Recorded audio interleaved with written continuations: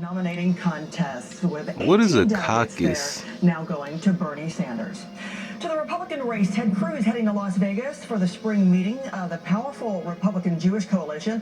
In fact, he is the only remaining GOP candidate there. It's being held at the Venetian Resort on this side, a massive hotel and casino owned by Sheldon Adelson, a man who gave $90 million to Republicans in the 2012 election. NBC campaign embed Von Hilliard is in Las Vegas. And Von, we saw Ted Cruz making matzah this week in Brooklyn with kids there. Now this meeting, so why is there that push for Jewish voters? I think for Jewish voters, particularly, Francis, I mean, if you're looking at New York, it's trying to figure out who is the Republican New York voter that Ted Cruz is trying to court.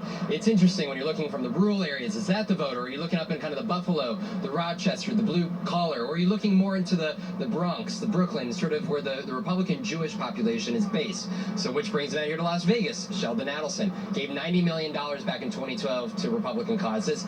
He has a coalition, a convention here that's going on with 500 people that Ted Cruz will be speaking to. Interestingly, Donald Trump and John Kasich turned down the opportunity to be here. But also simultaneously with that, Ted Cruz is also holding huddle meetings. He had dinner last night with his campaign staff plus 40 big dollar donors to his campaign and would-be potential donors, and is again doing that tonight. Because really what we're looking at is this is a long-term campaign. We're going to be seeing at least 2 more months of this campaign going into California, which votes on June 7th, where Ted Cruz happens to be going to hold his first 2 rallies on Monday.